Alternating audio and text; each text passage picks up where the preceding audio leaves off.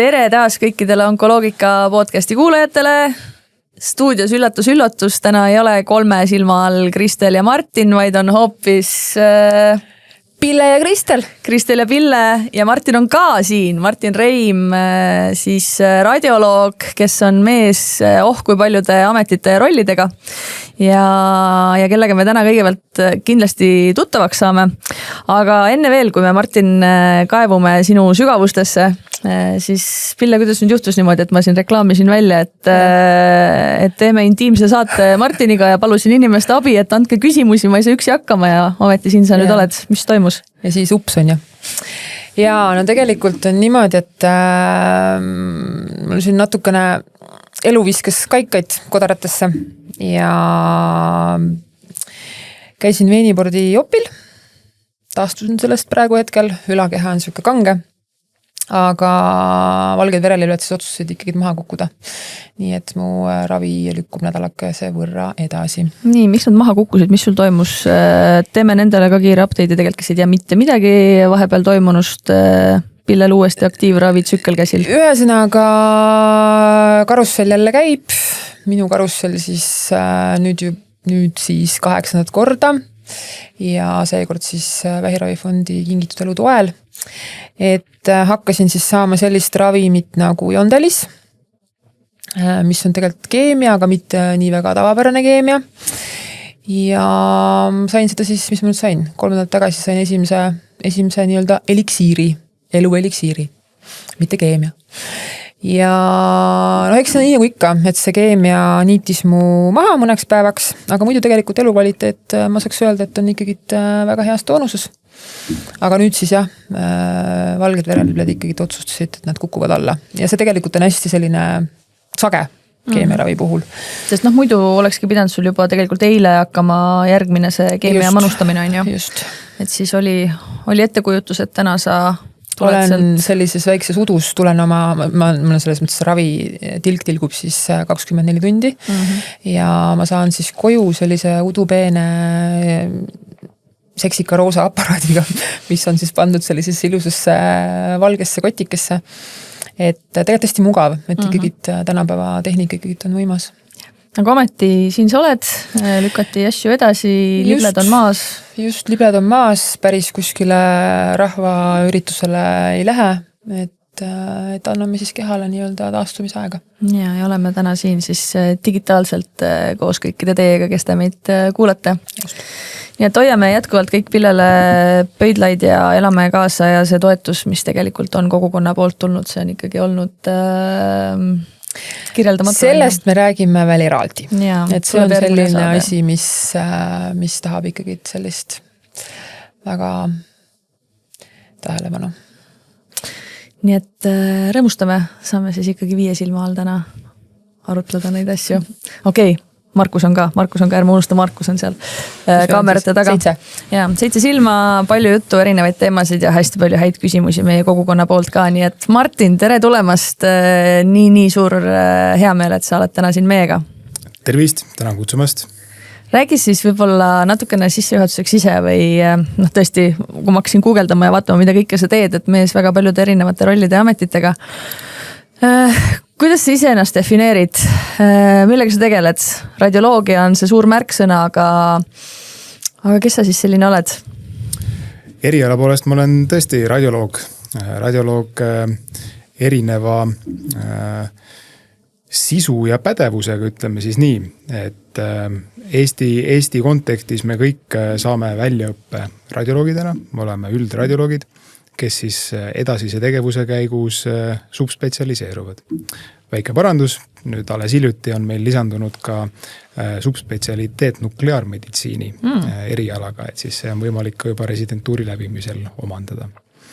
Aga minu nii-öelda kireks läbi siis selle residentuuri tee õppides said erinevad interventsioonid, ehk siis invasiivsed sekkumised, on see siis klassikalises mõttes biopsia või mingisuguse treenipanek, kuni nüüd tänapäeval siis invasiivse onkoloogilise ravini välja. Et see on siis see, mis mind kõige rohkem seesmiselt põlema paneb. Ja nüüd seotud radioloogiaga on siis elu toonud kõikvõimalikke sellega seotud huvitavaid väljakutseid. Sa ütlesid hästi palju hästi keerulisi sõnu. Ja ma just mõtlen, et nagu, et nüüd et tahaks ka aru saada. Nii, invasiivsed, onkoloogilised, räägi nüüd, mida see kõik tähendab. Mis see igapäevatöö siis on, et okei, treenipanek, mis sa seal veel nimetasid, et mis siis toimub selle kõige raames või mis see tähendab? Jah, võib-olla siin oleks isegi mõistlik korraks vaadata, et mükene on see, või murrame ära ühe müüdi. Et kõik kujutavad ette radioloogi, et siis on keegi võib-olla valges kitlis kuskil pimedas ruumis vaatab seal pilte. Kas siis päris röntgenpilti või kompuuterpilti või magnetomografi pilti, aga vaatab pilti. Et siis nüüd see klassikaline mõõde või niisugune pilt on meie erialas ka muutunud, et tegelikult on radioloogid väga laia pagasiga arstid, kes siis tegelevad diagnoosimisest kuni ravini välja, alates antenataalsest perioodist kuni postmortem uuringuteni. Et see on veel täiesti eraldi valdkond, eks ole. Et kogu see tsükkel mahub meie töölauale ja nõuab äärmiselt laia teadmiste pagasit. Mis võib-olla oli üks asi, mis mind ka selle eriala juurde tõi, et sul on võimalik siis oma tegevuse käigus hästi erinevate organsüsteemide, kõikvõimalike haigustega väga hästi kurssi viia. Ja siis teine müüt, mis võib-olla selle erialaga kaasas käib, on see, et need radioloogid kõik on introverdid.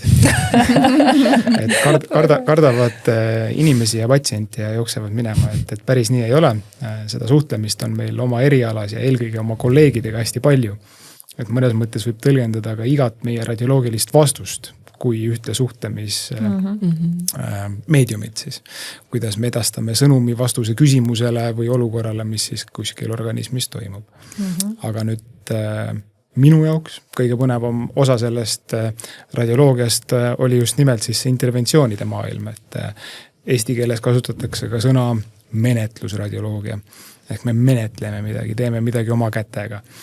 Et vähiravi vaadates siis tõesti me võtame erinevatest kolletest, kasvajatest proovitükke, seda siis ultrali või kompuutri kontrolli all.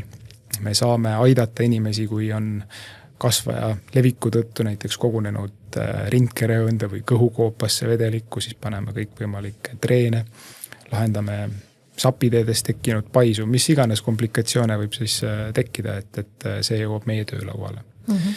Ja nüüd mujal maailmas juba aastakümneid tegelikult kasutusel olnud invasiivsed ravimeetodid, mis ei ole klassikaliselt kirurgiline kasvaja välja lõikamine, on siis ka midagi, mida interventsionaalne radioloog teha saab, et kuidas ta patsienti aitab. Me saame kasvajaid kuumutada, ära kõrvetada temperatuuriga, et vähirakud hävivad ja surevad. Me saame kasvajaid külmutada, tekitame niisuguse -140 kraadiga inimese organismi jääpalli ja jällegi vähirakud hävitame ära sellega. Me saame minna veresoone sisse, juhtida ennast peenikeste kateetrite ja traatidega just nimelt superselektiivselt nende kasvaja kollete sisse või sinna nende toitvate arterite suunal ja manustada siis keemiaravi, mis on siis seotud meie erialas nagu partiklitega näiteks, mis ühtepidi tekitavad siis selles koldes isheemia ja samal ajal hästi suure kontsentratsiooni ravimit hästi spetsiifiliselt kasvaja koes. No see tegelikult on see, mis mulle Rootsis tehti, et minu põhiarst seal oligi ju radioloog, mitte onkoloog. Et täpselt arterite kaudu aeti mingisugused voolikud asjad sisse ja suunati väga palju keemiat minu maksa ja kogu seda protseduuri tegelikult juhtis radioloog. Ma olen kursis sellega, eks ole, see konsultatsioon jooksis ka minu juurest läbi. See on veel natukene keerulisem kui lihtsalt nii-öelda peenikene toru kuskil arterisse. Ja see verevarustuse blokeerimine. See verevarustuse blokeerimine, see nõuab eraldi vereringe tiimi ja kõik lülid, mitte ainult siis puhtalt see inimene, kes selle kateetri õigesse kohta paneb, et see süsteem on selle ravi puhul, mis on siis kemoperfusioon, eks ole, et see on veel keerukam. Okay. Et oleks hetkeks meil Eestis keegi seda teinud ei ole, siiamaani ei ole. Ma arvan, et meil tehniline võimekus iseenesest on olemas, aga mitte niimoodi, et see nõuab ettevalmistust ja Aga kusjuures ma nüüd lähen täiesti meie esialgsest jutuplaanist kõrvale, sest mul läksid kohe nüüd kõrvad nii liikuma. Me just hiljaaegu Rille Pihlakuga, kes tuli UK-st tagasi, üks onkoloog, arutasime ka selle üle, et meil Eestis ei ole seda tehnoloogiat täna kasutusel, ometi tegelikult saaks nagu sarnasel meetodil ravida mitte ainult siis silmamelanoomi maksametastaase, vaid tegelikult ju laiemalt erinevaid vähkkasvajaid, et selleks, et selline tehnoloogia Eestisse jõuaks, et me hakkaksime seda nüüd siin kasutama, mis siis peaks juhtuma selle jaoks? Et kas keegi peab tegema kuskil lihtsalt otsuse, et nüüd me toome selle enda keskusesse või peab tekkima tohutu nõudlus selle järele või kuidas sellised asjad üldse jõuavad? Esiteks ma arvan, et Eestis neid patsiente, kes otseselt sinna kvalifitseeruksid, on väga vähe. Et siis kas selle infrastruktuuri loomine, kindlasti ta on väärt seda, nende patsientide elu jaoks on igal juhul väärt. Aga et selle süsteemi ülalpidamine, koolitamine ja vahendite pidev varus hoidmine, et kas see kõik on õigustatud, et seda saab välja kalkuleerida absoluutselt. Aga ma arvan, et ja siis kohe kindlasti me ei saa üle ega ümber, et see vajab ka rahastust, et see ei ole odav ravi, et kõik see süsteem sinna juurde, et Okay. Ma just mõtlesingi, et isegi kui võimekust võiks olla, et siis tõenäoliselt ongi see, et erinevate kasvajatüüpide puhul see ikkagi nagu seal on mingid eripärad ja erinevad ettevõtted, tehnoloogiad, ravimifirmad, kelle siis... Jah, see on päris kompleksne süsteem, et me tegelikult oma osakonnas ja haiglas arutasime selle läbi, aga meil ei olnud kohe võtta seda täisbrigaadi ja selle välja koolitamine oleks kahtlemata läinud sellest ajaraamist välja, kui seda ravi konkreetselt sulle vaja oli, eks. Et see vajab otsust ja siis selle asja elluviimist, et on see siis 1 või 2 keskust, kes seda Eestis teevad, aga kahtlemata sinna peab olema piisav patsientide voog, et meil oleks kogemus. Vastasel juhul on iga kord eksperimenteerimine ja see ei ole ka päris aus patsiendi suhtes, ma arvan. Aga kui sa nüüd rääkisid ennem, et mujal maailmas on need, mis sa kõik loetasid, et see külmutamine ja kõik see ultra kõik see kiirgusega, et ta on juba, meil on olemas see? See on olemas. Seda me teeme. Just täna hommikulgi. Huvitav, okei. Aga mis on siis need nagu, kust ongi see, et millistel patsientidel siis nagu neid kasutatakse, millal nad tulevad üldse päevakorda sellised ravivõtted, see on kindlasti ju, iga haiguslugu on ju omaette lugu, et seda me kõik nagu teame, aga millal tulevad sellised, sest klassika on ju see, et on keemia, saab lõigata, saab kiiritada, et miks sellised just nagu ravivalikud? See otsus tuleb tegelikult nüüd järgmisest radioloogi töö rollist, kus ta siis igapäevaselt järgmiselt vajaliku meeskonna liikmena osaleb ehk konsiiliumid. Et need on konsiiliumi koosseis, kes vaatab siis iga haigusjuhu läbi ja seal võib faktoreid või põhjuseid, miks ta just ühele ravile võiks sobida paremini kui teisele, on mingisugune muu kaasuv haigus, miks patsient või konkreetne tuumor ei ole operaabelne, ei saa lõigata. Ja millegi pärast asukoha mõttes ei ole võimalik teda kiiritada, kas me siis saame midagi muud sellele patsiendile pakkuda. Et just konsiiliumi otsused on need, kus langetatakse see valik, mis on kõige optimaalsem ja kõige parem patsiendile. Kui laiad need konsiiliumid tegelikult üldse on, et kas nad on ka haiglate ülesed, kas nad on ühe haigla kesksed, et sõltuvalt ilmselt ka sellest, kui keerukas juhtum on? Sõltub juhtumi keerukusest teatud paikmete puhul, kus neid patsiente ongi väga vähe, tehakse juba algselt haiglate üleselt koostööd, et see konsiiliumi koosseis tuleb erinevate haiglate spetsialistides kokku. Kutsutakse eraldi osalema juurde, kui on juba ette teada, et näed, antud patsiendil me kaaluksime sellist ravi, et kas sa saaksid tulla ja osaleda. Et me nüüd omalt poolt tõesti, mina töötan Tartu Ülikooli kliinikumis ja meie interventsionaalradioloogia kolleegidega, kes me siis onkoloogia suunal oleme enda huviga toimetanud, siis proovime ise võimalikult palju nendesse konsiiliumitesse kohale jõuda, alati see ei ole võimalik, meid on Eesti peale väga-väga vähe, ehk siis me oleme tihti kuskil protseduuril laua taga kinni, et me ei saa sinna minna, aga et siis kui juba kolleegid, kes konsiiliumi läbi veavad radioloogidest, tulevad, pöörduvad meie poole ette, küsivad, et kas see on tehniliselt võimalik. Kas sa näed, et sinna on ligipääs olemas, et siis ta saab juba selle sõnumi kohe sinna edastada, et nii kui see küsimus tekib, siis on eelinfo olemas. Aga loomulikult kõige parem, kui me saame ise seal olla, me ütleme mingisuguse orienteeruva ajaraami ja omalt poolt ka kommentaarid. Okei, sest ma jälle enda haiguse kontekstis ka kuskilt nägin sedasama, see mingi ultraheli kiirgus on see siis või? Või helilained on need või? Võt see on veel eraldi, ma arvan, et nüüd korraks läks natukene need igasugu sõnu oli juba palju. Termineid oli palju ja et see on hetkel metoodika, kui me räägime ultrahelilainetega ravimist, seda on vahva lühend nagu HIFU, High Intensity Focused Ultrasound. Ja see on siis eraldi, kus hästi fokusseeritult koondatakse see ultrahelilaine sagedus kokku ja üle selle saavutatakse, mis läheb inimese organismi sisse, mitte ühtegi auku ei tehta. See on kehaväline seadeldis, suunatakse läbi meie kudede, nagu me vaatame tavalist ultraheli uuringut, siis see suunatakse hästi kõrge sagedusega kasvaja või organismi selle piirkonda, mida soovitatakse siis hävitada. Ja seda ka tehakse samamoodi üle temperatuuri tõusu. Ja ma tean, et on täiesti teadusuuringud ja katsed näiteks selle sama HIFuga, kus siis on magneti juhitult, sa saad väga täpselt ajupiirkonna selekteerida ja juhtida, siis pannakse pähe suur kaadervärk, mis on sul peaga kontaktis ja siis juhitakse see ultraheli kiir ülitäpselt siis piirkonda, et ajutiselt katkestada või lõhkuda ära hematoensefaalbarjäär. Ehk siis see on niisugune, mis takistab veresoonest ajukutte direktselt teatud asjadel, on see siis ravim või ühesõnaga lõhub ära selle barjääri. Ja see teoorias võiks tulevikus avada ka mingisuguse uue horisondi aju kasvajate või metastaaside ravis, et sa saad.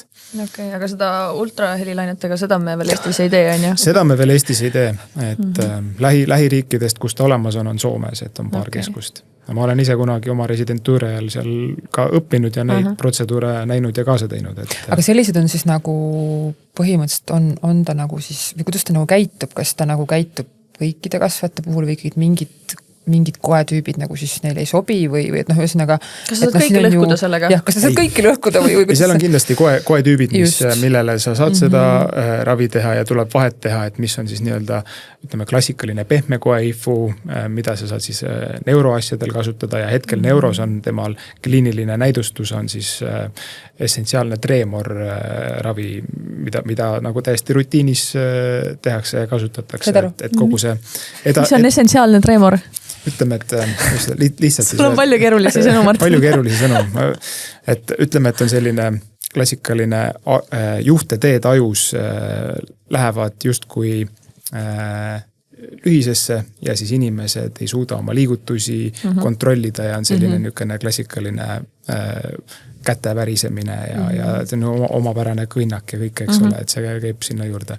Ja et siis, kui on võimalik visualiseerida ajus juhtetraktid ja see piirkond, mis tekitab siis selle treemori, siis sinna on võimalik see ultraheli hästi täpselt juhtida ja see koht nii-öelda lühise koht ära hävitada.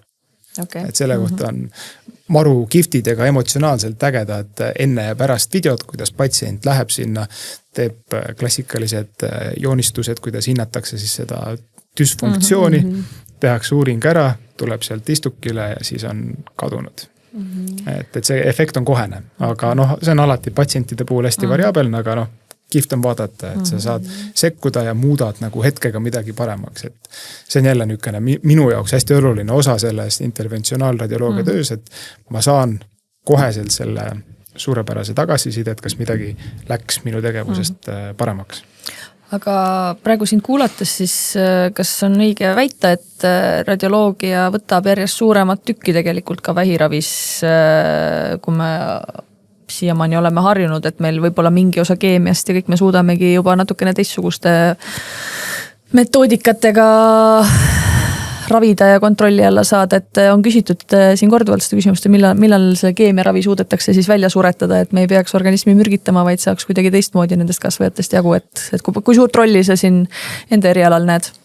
Ma vaataksin seda niimoodi, et ta ei võta nagu tükki või et ütleme, et kui klassikaliselt me räägime onkoloogia ravist, siis oleks seal justkui sambad, millele see ravi toetub, et ajalooliselt kõik saame aru, et me saame midagi välja lõigata, kirurgia, et on lõigatav, me saame selle paha tuumori sealt eemaldada, suurepärane ja see ei kao ka kuhugi, kui see ligipääs on olemas, see on turvaline, saame seda edukalt teha. Siis on keemiaravi ja kiiritusravi.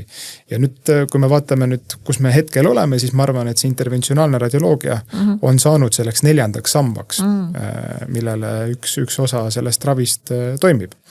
Ja tõesti, siin on neid asju ja keerulisi sõnu, mida ma veel ei ole kasutanud, aga et kõik see kombinatsiooni panna, et ma näen, et see radioloogia pool hästi-hästi tugevalt toetab ka kõiki neid teisi sambaid, et ta ei muuda neid teisi ka, ta ei ole takistuseks, et me saame kasutada interventsionaalse radioloogia meetodeid, kui ühel hetkel nad ennast ammendavad.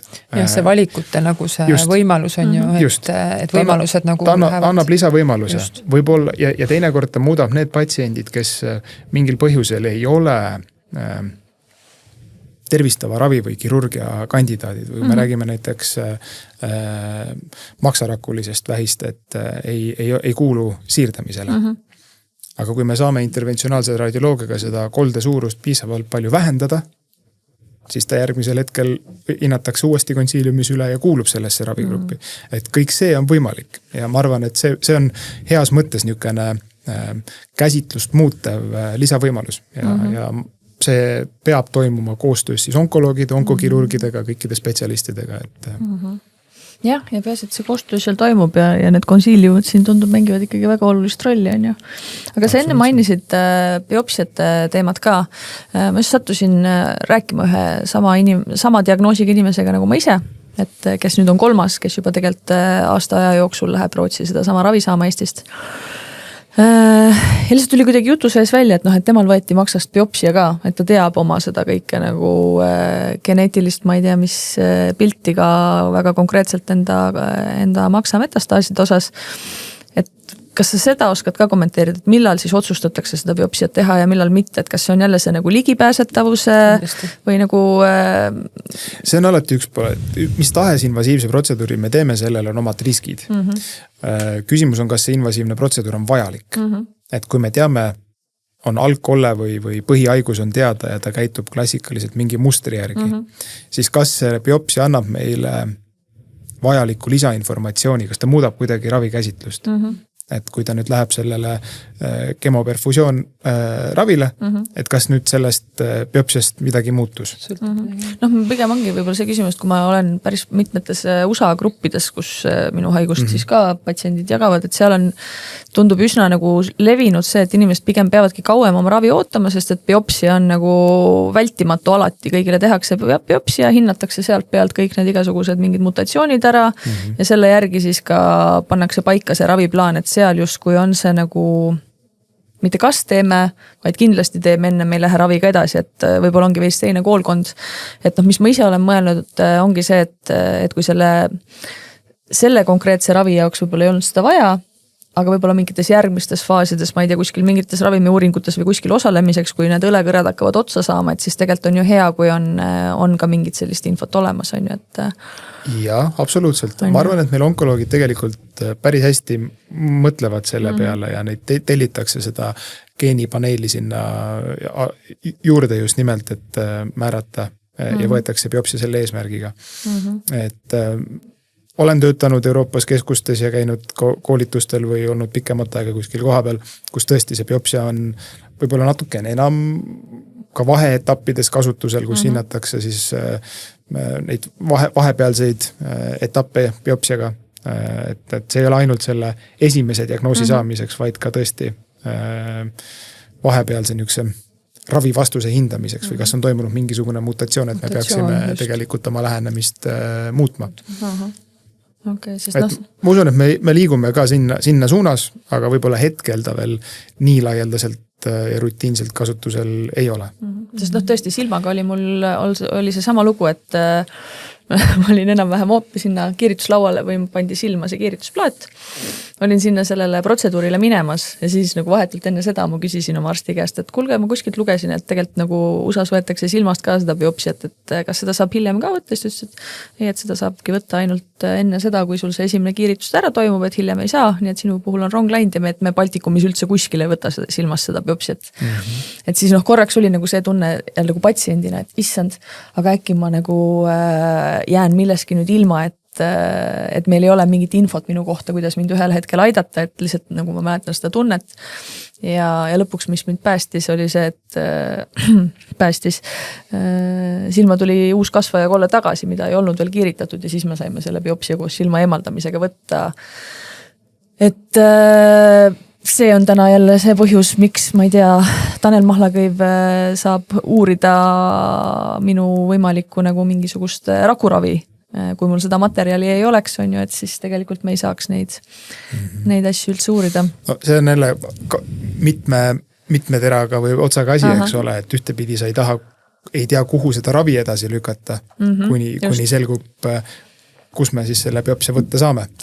Et kuskil tuleb teha neid otsuseid ja alati me võib-olla tagantjärgi tarkusega saame mingisuguseid järeldusi teha, et see ei tähenda, et algne otsus ka vale oleks olnud. Aga seal ongi, USAs ongi hästi palju frustratsiooni selle ümber, et ma ootan, sest me peame selle biopsia tegema ja sest igal juhul on seal nagu omad plussid ja miinused. Aga proovime, kui sa siin müütidega juba alustasid, siis tegelikult üks müüt või kas ta on müüt, üks uskumus on see, et biopsia kuidagi ärritab kasvajat, et mingid inimesed väga kardavad biopsia võtmist. Et ma ei tea, kas oled sellest ka kuulnud, aga igal juhul see, kuidas sellega on? Ma arvan, et biopsia kui selline puht füsioloogiliselt, bioloogiliselt, et ärritada, seda ma nagu ei suuda enda jaoks kuidagi ära argumenteerida, et see nagu tõele vastaks. Mis võib juhtuda, kui me torkame enamasti kasvaja katki, eks ole, me läheme sinna nõelaga sisse ja enamasti on kasvaja kude hea verevarustusega. Ta tekitab ise endale selle neovaskularisaatsiooni, tal tekivad lisatoitvad veresooned, mida seal muidu ei oleks. Ehk siis verevarustus läheb paremaks nii-öelda? Mitte ei lähe paremaks, vaid võib tekkida oht, et seal tekib verdumine. Ja kui kasvaja sees tekib verdumine, et siis mingisugune teooria, et äkki ta siis justkui levib edasi. Aga me võtame selle kasvaja seest ja on uuritud, seda on mitmed keskused ja endal kolleegid näiteks Prantsusmaalt, et kas tekib kasvaja traktipidi niisugune külvamine, et näiteks maksa puhul nemad lükkasid selle ümber, et nad ei näinud, et oleks kuidagi rohkem. Et seal pidi olema siis mingi halbade asjaolude kokkulangemine, ja me tihtipeale ka kasutame nii-öelda meetodeid, kuidas seda potentsiaalselt külvamist siis nagu vähendada. Et Aga tuleme nüüd äkki hoopis selle juurde, mida meil tegelikult siin kõige esimesena kõige rohkem ka võib-olla küsiti, et kui sa alustasid saadet, et radioloog on, et murame selle müüdi, et me oleme kuskil ainult seal pimedas ruumis ja loeme neid pilte, et siis tegelikult see sama piltide teema tegelikult ju meil siin, kui küsisime enda grupis, onkoloogika kogukonna grupis, siis tegelikult meil on see kompuutertomograafia ja siis on see nii-öelda magnetuuring, on ju. Ja siis on veel PET-scan ja siis on veel PET-scan. Siis on veel ultraheli. Et ühesõnaga, kus me siis alustame? Alustame sellest mina alustaks sellest, et ma küsin üldse sinu käest. Minu käest? Millega sind on uuritud? Kõigega. No nii, palun loetlege. Ja no tegelikult eks ta on see, et klassik on ikkagi ju see, et iga siis sellise nüüd, ütleme siukse 3,5 kuu tagant käisin kompuutris, on ju. Aeg-ajalt tuleb ka sinna siis see magnet. Olen saanud ka PET minu puhul mingi hetk välistati ära, sellepärast, et kuna mul on siuksed, sain päris siukse korraliku lümfivaisu endale ja sealt ta kuidagi ka näeb neid mingid põletikurakke kindlasti, on ju. Et ühesõnaga see kogu see minu lümfivaisu teekond läks ka aktiivseks, aga tegelikult seal nagu reaalselt kasvajad kompuutri ega MRT-ga nagu välja ei tulnud. Aga mingi siuke põletikuline aktiivsus seal tol hetkel nagu oli. et ühesõnaga ma olen saanud nagu kõike ja ultrali ka veel otsa aeg-ajalt mingitele, et ta on siuke hästi spetsiifiline, et kuhu need kolled nagu avalduvad, mis seal nagu toimub, on ju. Et aga omajagu segadust on ikkagi minul ka, teate, just võib-olla just selle kompuutri ja magneti osas on ju, et vahest on ju olen, et ma olen ka saanud seda tagasisidet, et kuna mul on see koe tüüp on selline, et siis justkui ühesõnaga, seal on ka vahepealt mingi segadus, aga minul on, ma arvan, segadus, varstid, ma arvan, et ei ole, aga minul on mingi segadus. Mul oli näiteks see, et kui see silmaasi tuvastati, siis oli vaja teha siis ka see esimene uuring, et kas mul on metastaasid juba kohe olemas. Ja siis tegelikult, mis juhtus, oli see, et hakkas tohutu diskussioon. See oli igasuguseid nõuandjaid ja erinevaid arste, erinevate erialade arste, kes kuidagi lähikonnas olid. Et kuidas siit nüüd siis edasi minna, et mina olin lugenud sealt jälle oma USA gruppidest juba tohutult palju, et maksa metastaaside puhul, mis olid kõige tõenäolisemad, tuleks kindlasti kasutada MRT-d ja mingisuguse kindla kontrastainega. Et seal on mingi raviprotokoll või nagu jälgimisprotokoll, et MRT tuvastab seda mingisugust metastaasi kõige paremini. Nii, siis oli see, et üks tahtis suunata kompuutrisse ja lõpuks mul veel perearst ütles, et ei, et tuleb minna PET-skänni, sest et see on kõige parem ja see näitab kõik asjad ära ja siis ma olingi patsiendina seal vahel kuskil niimoodi, et aga kus ma nüüd tean siis, et või mis see nüüd siis kõige õigem on? Mis siis on, et kui on nii palju erinevaid nagu arvamusi, et loomulikult usalda oma arsti on ju, aga kui arstiga polnud ka veel kunagi kohtunud ja polnud aimugi, et mis inimene tema siis on. Et ma lihtsalt mäletan ja mul kõige esimese asjana tegelikult tehtigi PET-scan. Selle jaoks, ma ei tea, mingi lennukiga kuskilt Soomest toodi mingisugust ainet ekstra veel kohale. Ma mäletan, et väga kindel aeg oli, millal seda sai teha. Ja kui esimest korda ka see kuum ma ei tea, mis iganes see kontrastaine, kui tegi keha kuumaks, mõtlesin, et issand, mis nüüd toimub, et kas mul hakkab nagu mingi paanikahoog tulema, et keegi ei hoiatanud ette ka, et keha kuumaks läheb. Et selles on väga siuke hull kogemus. Siis pidi veel ju, ma pärast pidin veel lastest eraldi, ma mäletan magama igaks juhuks, vaata inimestest ikkagi, siis saad nagu reaalselt oledki nagu natukene kiirgust ohtlik ja siis mul mees tegi veel pulli, tegi endale selle fooliumist mütsikese ja siis ta tuli üle ukse, tõi süüa mulle niimoodi. No võt, nii et ühesõnaga mulle ühe korra PET-i tehti, edasi on see protokoll olnud, MRT ja kompuuter mõlemad. Ja nüüd siis värskelt tegelikult, kui meil aasta sai täis, et siis MRT jäeti alles maksale ja kompuuter lükati poole aasta peale, mis minu jaoks oli kohutavalt hirmutav jälle tegelikult, et jah, maksa jälgime jätkuvalt lühikese sammuga, aga mis siis, kui see tuleb kuskile mujale ja me alles poole aasta pärast avastame selle, et sellised lood meiega, nüüd sa meid siin kuulasid, on ju hästi palju küsimusi tuli lihtsalt sellel teemal, et sellesse spektrisse lisati veel juurde, ongi ultraheli ja ka mammograafia. Nagu röntgenuuringud. Teeme need asjad selgeks, mis on mis. Tahame sinna skaalale veel midagi lisada, siin on ka olemas PET-magnet. Ja siis PET-CT ja eraldi et me saame selle tehnilise rea niukse päris korraliku. Et radioloogia on äärmiselt tehniline eriala, et kui ta kunagi nii-öelda sai alguse sellest klassikalisest röntgen üles võttes, siis meie tänapäevane masinapark on üks korralik kõrgtehnoloogiline. Mis see Rolls-Royce on siis? PET või see? Ei. Mis kõige... Ma ütleks ikkagi niimoodi, et igal asjal on oma roll, et just. Sa võid selle PET-i teha ja lõpuks saad kõige väärtuslikuma info kõige tavalisemalt röntgen ülesvõttelt, mitte kompuutrilt, isegi röntgen ülesvõttelt, et me räägime näiteks luukasvajatest, kus on kahuriga kõik võimalikud asjad ära tehtud, aga puudub röntgen ülesvõte, mis on nagu ülimalt oluline ja annab sulle mingisugused iseloomulikud tunnused, mida sa võib-olla teiste metoodikatega ei saa.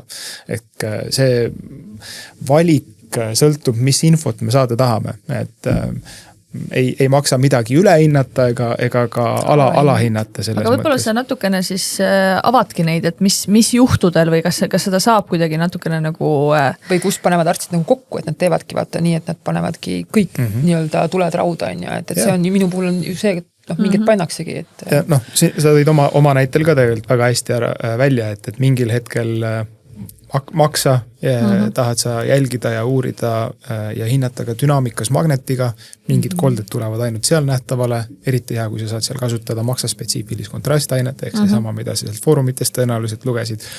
Aga kogu keha või näiteks kopsukollete puhul me ei saa üle ega ümber sellest kompuutrist. Sellepärast ongi siis kõikides guideline'ides need samad diagnostilised jälgimisalgoritmid, mida me ja millal ja mis sagedusega me peaksime hindama magnetiga, kui tihti oleks vaja teha kogu keha kompuuteruuring, et ei ole ainult kops, kõht, vaagen, aina enam me näeme, et see jälgimispiirkond tõuseb juba siia, et alati on kael kaasa arvatud või tegelikult tehakse siis teatud etappides ja teatud paikmete puhul alati ka aju, sellepärast et me teame, et just see kasvaja tüüp võib anda ka ajumetastaase, eks ole, et selle koha pealt, väga õigesti ütlesid, et sa pead usaldama oma arsti, aga kui sa seda kokkupuudet ei olnud, siis mõtled, et ma tahan seda kõige õigemat asja, et äkki nüüd midagi jääb nägemata. Et alustatakse ja tehakse siis ikkagist mõistlikus järjekorras. Ja korraks toon lihtsalt siia sisse, et ei maksa kedagi ära hirmutada või ka hulluks minna, et biopsia on vaja võtta, aga kui me võtame näiteks biopsia ära, siis mul pole mõtet seda patsienti järgmisel päeval või järgmisel nädalal magnetisse saata. Saab sealt artefaktid ja anna seda informatsiooni. Et siis oleks vaja see näiteks staging uuringu mõttes see magnet ennem ära teha ja siis võtta biopsia. Peab hästi selle läbi mõtlema, et üks tegevus ei oleks teisele hiljem kas takistuseks või muudaks neid tingimusi siis seal sihtmärk organis või koes, et me ei saaks seda vajalikku infot. Et siis, kui meie alati radioloogidena hästi julgustame, et kui klinitsistil kellelgi on küsimus, mis järjekorras midagi tegema peaks, et alati hästi julgelt meiega ühendust võtta, et me anname nõu, et me ise ei taha teha nii-öelda suboptimaalseid uuringuid, milles pärast pole ei diagnostilist kasu ja patsient ei saa seda, mida vaja. Ja siis me peame ise seda vastama. Aga see PET on nagu miski, mida võib-olla nagu vähem inimesi kuidagi on sellega kokku puutunud, et kompuutrit ja magnetit juba teatakse üsna hästi. Siis jälle, mis on ka tihti tuleb jutuks, ongi see, et miks seda magnetit ei võiks juba profülaktiliselt teha, et kui ta ei ole kuidagi ohtlik, et laseks sealt inimesi kogu aeg läbi, sealt tuleb igast mingisugust jama välja ka, mis ei vaja tegelikult ravimist, see vist on ka üks argument.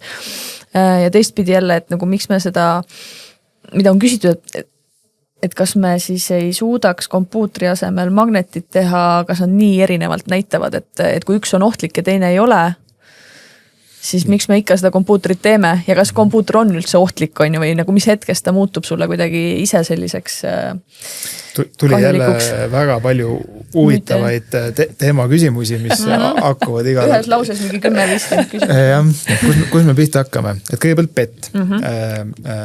PET on siis... uuringumetoodika, mis kasutab siis kiirgavaid radioaktiivseid markereid, mida meil Eestis siis koha peal tegelikult tihtipeale ei ole, eks ole, ei ole võimalik, sest meil pole selle jaoks tsüklotroni, mis neid toodab ja siis enamasti kõige sagedamini on siis fluorodeoksu glükoosi baseeruv PET, eks ole, ja siis seda transporditakse meile Soomest.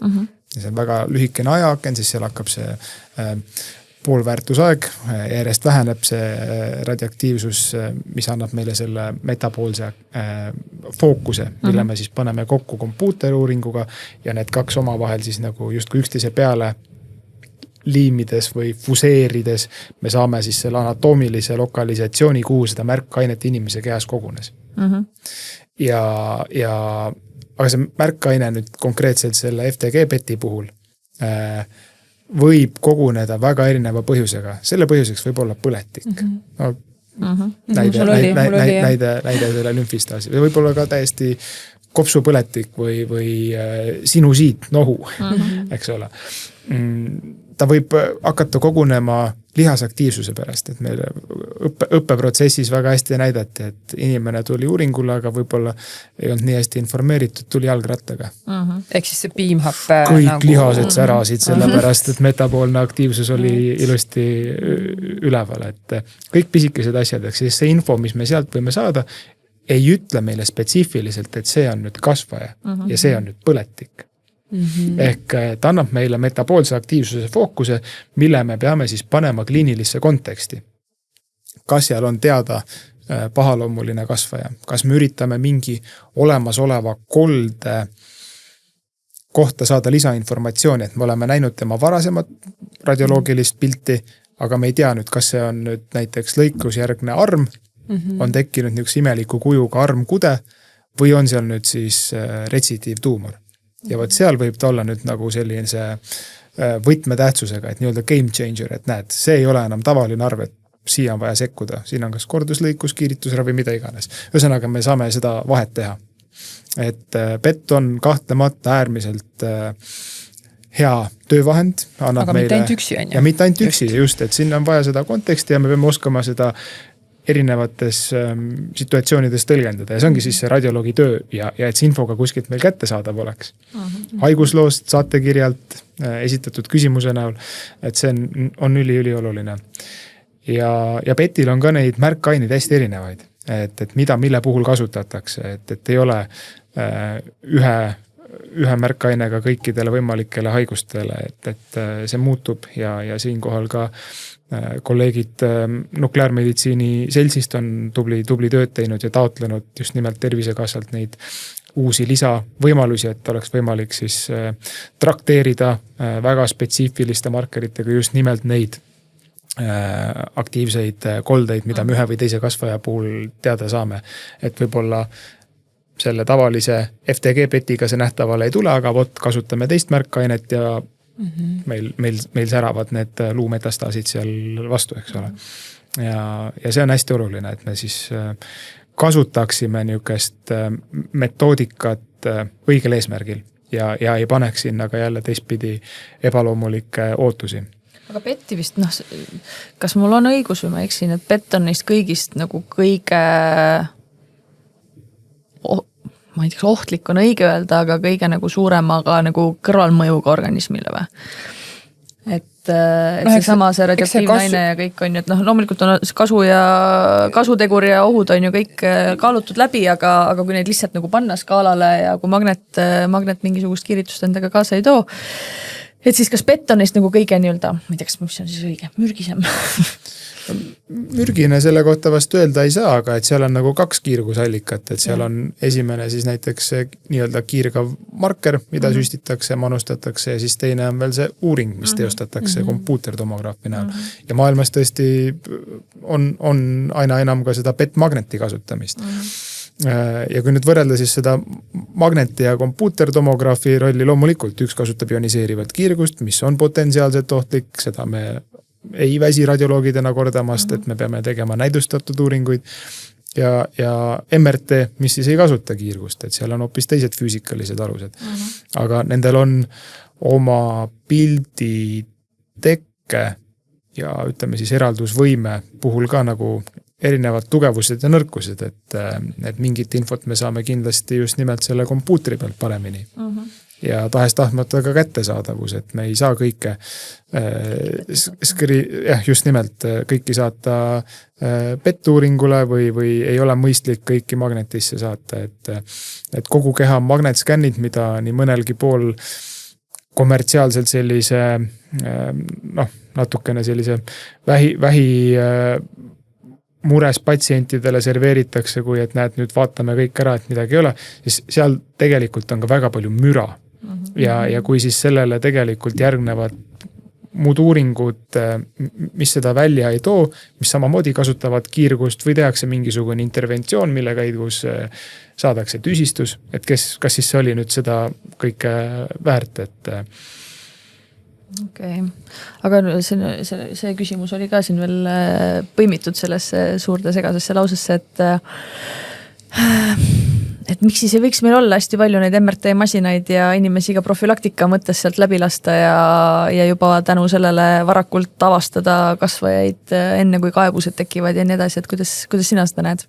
Ma isegi avaksin selle nagu väike vaade tulevikku, et ma arvan, et me liigume sinna poole, et kompuutrit põhimõtteliselt kasutatakse aina vähem juba praegu on meil näiteks kliinikumis rohkem magnetresonanttomograafe kui kompuutertomograafe. Ehk me liigume sinna, et aina enam, mida me saame vähegi uurida magnetiga, uuritakse magnetiga, jälgitakse magnetiga, skriinitakse magnetiga, aga siis mingites kohtades, kus magneti puudused või miinused seda ei võimalda, siis kompuuter ära ei kao.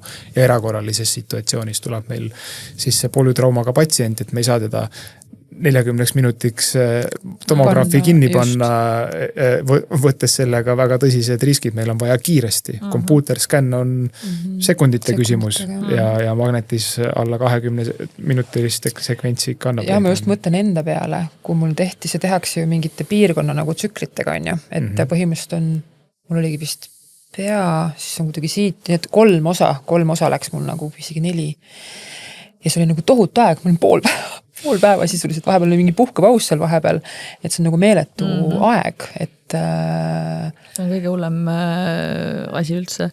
Mul on tohutu klaustrofoobia ka veel. Olema veel torus sees, sügaval, täiesti liikumatult. Ja, et väga paljudel on ka see, ongi, et see sama see ma ühe korral olen lasknud ennast sealt välja ka tõmmata. Mul õnneks seda nagu ei ole. Esikord ma mäletan, ma olin seal torus sees, siis kui ma seal petis käisin, siis ma mõtlesin, mõtle, Alpid. See Milka lehm jooksis silme eest läbi, kuskil hästi palju avarust ja õhku. Proovisin sellest nagu kuhugi kujutada nagu sellisesse kohta, kus on hästi nagu, et mitte nagu olla see usk, kes laseb ennast välja tõmmata, aga ma ühe korra isegi küsisin nende tehnikute käest, et kui tihti siis on vaja protseduur katkestada sellepärast, et inimesed ei suuda seal torus vastu pidada, sest ütles, et ikkagi iga päev on neid case'e neil, kus... Aga ma jälle ütleksin, et parem ühe korra siis nagu anda märku, et sa tunned ennast nagu ebamugavalt, et keegi võtab siis, tuleb sinu juurde, laseb su sealt torust välja, katkestab korraks selle sekventsi, kui siis, et sa oled seal marupinges, võitled ise enda ja maailmaga, et kuidas sa seal ellu jääd, eks ole, siis värised ja saad sealt mingisuguse, saad mingi uduse pildi, millega meil radioloogidena jälle, ei ole hea mingisugust põhjapanevat otsust langetada, Aga selle võiks praegu kuidagi alla joonida, et kes meil siin kontrollis käivad ja kogu aeg on hambadrissis kannatanud ja võib-olla natuke seal värisenud ja uduseid pilte genereerinud, et siis tegelikult on okei öelda, et jah, ma arvan, et see on täiesti inimlik, et inimesed, kes seda tööd teevad, meil radioloogiatehnikud saavad aru, et seal ei pea keegi vägisi kannatama ja tõepoolest, kui pärast selle tõttu veel selle uuringu kvaliteet kannatab, siis see ei peaks nii olema. Aga räägime äkki nendest kõigi lemmikteemast ooteaegadest ka natukene või millal siis selgub, mis toimub. Ma olen alati mõelnud, et kui pilti tehakse, seal on need tehnikud, kes mind paika panevad, ütlevad mulle neid käsklusi seal kõrva sisse. Et kas nagu siis tegelikult nemad juba näevad ära või saavad aru, kui kuskil midagi on või ja kas siis hakatakse näiteks kuidagi kiiremini juba tegutsema, et sul see tehnik tegelikult juba pildi pealt näeb, et midagi toimub või temal ei ole seda pädevust, et aru saada või kes, EMO puhul kindlasti nii käitutakse, ma kujutan ette, et seal on hoopis teine dünaamika. Kontroll on ju, olen seal, siis ma lihtsalt mõtlen, et ühe korra siis, kui mul need maksametastaasid aastati, et siis kuidagi see vastus tuli hästi ei tulnud valetan, siis ei tulnud üldse kiiresti. Okei, ma ikka olen mõelnud selle peale, ma hakkasin mingit soga ajama. Et kas siis juba nähakse või on see, et tehaks pildid ära, siis ta läheb kuskil üldisesse järjekorda, siis radioloog sealt järjest neid võtab, kuni jõuab sinu omani, kirjeldab ära. Arstid on ka öelnud seda, et neil ei tule ka täna just kui mingit teavitust, et nüüd on kirjeldatud vastus tulnud, et nad saaksid minuga ühendust võtta. Et kuidas see süsteem siis nagu sealt edasi jookseb, et kui käid sealt torust läbi, mis siis juhtuma hakkab? Ja see andmebaas üldse nagu, et kuidas need asjad liiguvad. Järjekorrad on kahtlemata aktuaalne põletav teema. Et üks asi on uuringule pääsemise järjekord, teine asi on vastuse saamise järjekord ja siis kuidas kogu see kaskaad edasi läheb. Et ma korraks toon lihtsalt selle sisse, võib-olla teil on varasemalt kuskil käsitletud, aga et kui me võtame selle vähiravi patsiendi, et siis on vähiravi patsiendi teekond.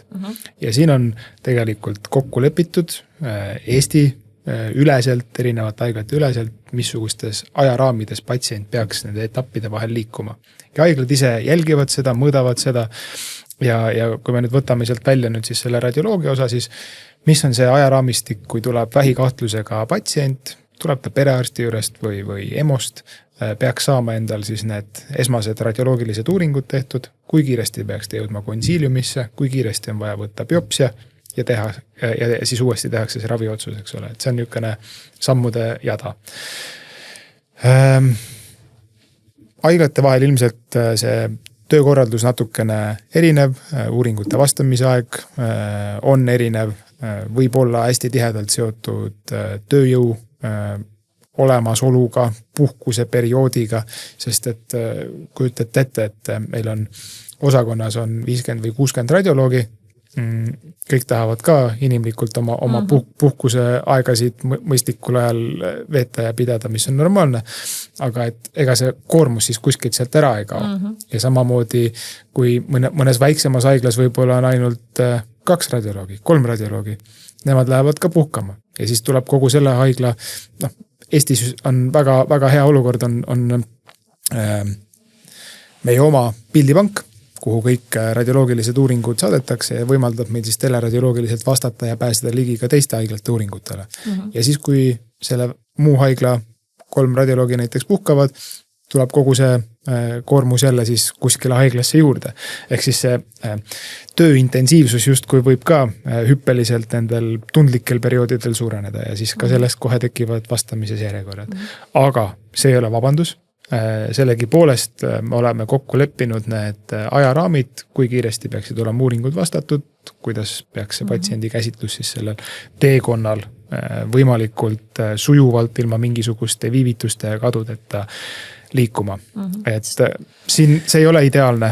Ja no see on valus teema, jah, ta on ikkagi no möödunud suvel me isegi nagu olime täitsa sellises kohas, kus neid pöördumisi juba meie poole tuli päris palju, kus patsiendid olid juba täiesti nagu oma vaimse tervisega jännis, et mis nüüd toimub, et miks ma juba 2 kuud ei ole vastust tulnud, et tegelikult kogu see ootamise aeg juba enne seda, mis su kehas ja peas hakkab toimuma, et see tegelikult on hästi ränk. Et siis tekkiski see küsimus, et kuidas üldse võimalik on 2 kuud oodata enda skänni vastuseid. Aeg kriitilise haigusega on ju. Aga võib-olla seal, nagu sa ütlesid, mängibki ka see rolli on ju, et kas see on diagnoosimise eelne uuring, kui on vähikahtlus versus see, et sa oled juba ravi saanud, näiteks jõudnud remissiooni ja sul on järelkontroll, et siis kas see on nagu kuidagi väiksema prioriteetsusega, et võetaksegi need kiiremad tegelikult ju enne on ju. Et kuidas see ka prioritiseerimine seal sees käib, et kas sul on vähikahtlus, kas sul on remissioonis patsient, kas sul on kõrge riskiga remissioonis patsient, kas sul on aktiivravil patsient, et kas seal on ka mingid prioriteedid kuidagi omavahel või tegelikult on nagu...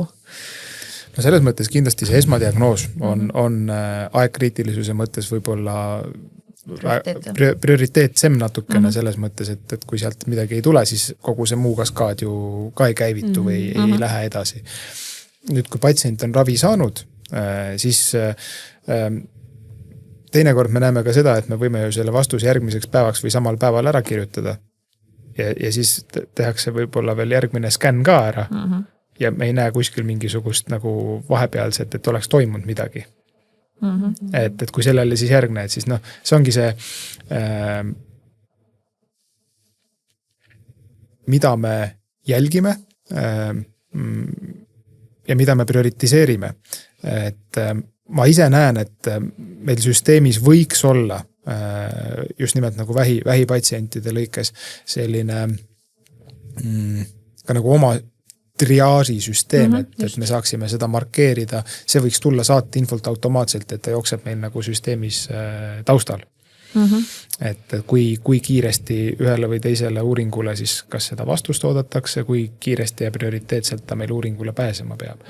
Et hetkel sellist ühtset ülevaadet sellisel kujul ei ole. Meil on küll uuringute tähtsusjärjekord ja meil ilmub ta nii-öelda värvikodeeringuga, mis on kõige kiiremad, aga see on eelkõige niisugune erakorralise patsiendi käsitlus, kes tuleb meile EMO-st, et korraks on see siis polütrauma või aju mingisugune katastroof, mida me peame siin minutitega diagnoosima ja vastama versus siis pikka aega kestnud protsess, mida ei pea põhimõtteliselt samal päeval või ka järgmiseks hommikuks vastama, et sellest niimoodi kriitiliselt vaadates ei juhtu midagi, et me ütleme küll, et selle vähiravi hindamine, selles mõttes ma ei ütle, et ta ei ole aegkriitiline, ta on aegkriitiline, aga kui me paneme ta võrdluses ajuinsuldiga, just, no siis enne võrrelda, siis on jah, kaks erinevat maailma. Tead, mis mulle tundub siin,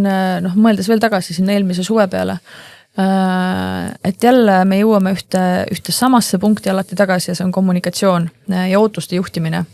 Ehk et kui sa käid seal kontrollis ära, kas ma siis tean, millal mul see vastus tuleb, et sinu puhul ongi see, et sul sellele järgneb on ju arsti vastuvõtt. Tükis on selles mõttes kuidagi lihtne, et isegi kui, tavaliselt tuli mul nii, et ma hommikul käisin kompuutris, peale lõunat läksin arsti juurde, mul oli vastus olemas.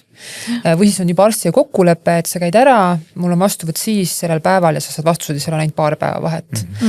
Et seal mina olen ka nüüd hakanud seda saama, et sul tulebki nagu paari nädalaga see vastus, et siis ma tean juba ennast ette valmistada, et okei, et ma ei käi seal terviseportaalis kogu aeg vahtimas, et ma tean, et mul lähebki mingi 2 nädalat aega selle ootamisega, aga tõesti, kui sul on see, et sul on nagu 6 aega või veel pikem ootamine, et kui ka need järjekorrad on pikad või on puhkuste periood või mis iganes, et siis kui patsient teaks, et mingil põhjusel see vastus tuleb mingi aja pärast, siis võib-olla tal oleks lihtsam kuidagi ennast ka. No siin ja tundub, siin on ka see jälle mängivat rolli, et kui on puhkused, siis kuidas, kes, kellele, mis üle antakse. Ühesõnaga, seal on hästi siuke, aga ma olen täiega nõus, et see on hästi suur kommunikatsiooni sulg ja muidugi ka mahud on ju, et ilmselgelt patsient on ikkagi palju, aga mind kui patsienti, siis see tegelikult, ütleme ausalt, see ei huvita, sest et minu jaoks minu tervis on minu prioriteet number 1. Et selles mõttes siin ongi see, et kuidas see süsteem meil siis nagu toimib, on ju. Me ei saa ja me ei tohigi seda kuidagi moodi pisendada, sest et me ei tea või me võime ainult aimata võib-olla seda psühholoogilist pinget, mis kõige sellega kaasas käib. Et see on midagi kirjeldamatut tõenäoliselt ja loomulikult sa tahaksid seda vastust saada ja koheselt, kui sa sealt masinast läbi skanneeritud oled, et mis seis oleks, et see teadmatus on hirmus, päris hirmus. Ja kindlasti siin on meil kõvasti arenguruumi just nimelt selle kommunikatsiooni koha pealt. Sa enne mainisid väga huvitavalt, et huvitav, et kas nüüd meil radioloogiatehnikud võiksid anda mingisuguse esimese hinnangu, et niimoodi me praegu kindlasti toimetada ei saaks ja ei tohiks, sest et nende väljaõpe on midagi muud. Nad on suurepärased spetsialistid ja ilma nendeta meie eriala ei toimiks, ei toimus kohe mitte midagi. Et nad on ülioluline lüli kogu selles radioloogia protsessis, aga neid ei ole hetkel väljaõppe raames koolitatud, et nad võtaksid vastu neid otsuseid ja me ei saa seda kellegilt oodata. On riike, kus just nimelt see radioloogide puudus on tohutu, kõige hullemas seisus Euroopas, minu viimaste andmete järgi on UK, kus siis tõepoolest on pandud ka radioloogiatehnikud tegema nagu piltide vastamist mingites pädevuse ja mahtude piires. Ma ei usu, et see onkoloogiasse laieneb, aga mingeid asju radioloogiatehnikud reaalselt vastavad ja teevad. Et kui nad selleks koolituse saanud on ja see on süsteemi üleselt kokku lepitud, siis aga siis selline süsteem eeldaks tegelikult veel eriti head kommunikatsiooni, sest et arst on ikkagi see, kuhu see patsient lõppkokkuvõttes ju maandub, et kui juba hakkab seal see tehnik vahepeal mingit sõna andma, siis on see arst, on ju, et ühesõnaga. Ma pigem mõtlesin seda selle nurga alt, et kui ma nüüd olen seal selle skänni ajal, need pildid, ma ei tea, kas nad käivad mul kuskilt ekraani pealt läbi, et kui mulle ikkagi nagu midagi sealt täiesti silma torkab, et kas sellel inimesel on võimalik kuidagi adresseerida seda, et kuule, isegi mina juba näen, et siin on midagi, et võib-olla peaks kiiremini vaatama, et kas see kiht on seal vahel, aga see oli lihtsalt siuke pigem nagu silmaringi küsimus. See kiht seal selles mõttes vahel on, et teinekord, kui on mingisugune väga suur markantne leid, mis võib näiteks tingida, et meil radioloogiatehnik siis kas kompuutris või magnetis valib teise protokolli, teeb mingisuguse lisafaasiga uuringu, pikendab seeriat, siis ta läheb ja kutsub selle radioloogi juurde, kes on juba ühe korra sinna nii-öelda oma commitmenti andnud, kommenteerinud, andnud juhised, vaadanud ja mingi hinnangu, siis tõenäoliselt ta võtab selle endale ka kiiremini nii-öelda töölauale, eks ole, et ta tegeles juba selle patsiendi või juhtumiga, et kindlasti see kiht seal vahel on. Aga ma võib-olla laiendaksin ja viiksin selle juturaja korraks sinna poole, et mis siin võiks aidata, on tehisintellekt. Et kui on usaldusväärne süsteem ja algoritm, mis suudab siis teatud muutused ära tunda ja kui see algoritm suudab vahet teha näiteks hea ja pahaloomulisusel või on mingisugused tunnused, mis tõstavad üles punased lipukesed, et siis ta saaks meil töövoos ka linnukese külge, et ole hea, võtta see uuring varem lahti kui see, kus tõenäoliselt on normileid. Sest siin on mingi muutus, on ju? Just. Ja sarnast asja me oleme siin mõnda aega ka omavahel arutanud ja aretanud ja seda on ka teiste riikide näitel mingil määral kasutuses, aga ja selle jaoks siis jälle sul peab olema kogu see infosüsteem, mis seda toetab. Et sul võib olla maailma parim algoritm, aga kui ta mitte kuidagi sinu infosüsteemi ei ühildu ja sa ei saa seda funktsionaalsust seal kätte, vähe kasu. No me räägime otsapidi siin tegelikult ju ka Better Medicine'ist, mille üks asutajatest sa oled. Räägi lähemalt, mida see Eesti startup siis teeb või kus te omadega olete praegu ja kas seda kuskil Eestis tegelikult ikkagi juba ju testitakse ja kasutatakse ka, et mis see AI kasutus on selles vallas? Jah, tehisintellekt on meie valdkonnas olnud fookuses ikka aastakümneid. Et kui siin avalikkuse laiema tähelepanu osaliseks ta sai siin oma ChatGPT tähelennu ja ootusi ületanud tulemuste ja võimekusega, siis radioloogia on olnud nagu seal huviorbiidis ikka väga pikka aega. Et juba seal 50-ndatel tehti esimesi niukseid computer assisted detection oli selle asja nimi tol ajal, et hakati juba rakendama ja siis hinnati, kas ta reaalselt on siis kasulik või mitte.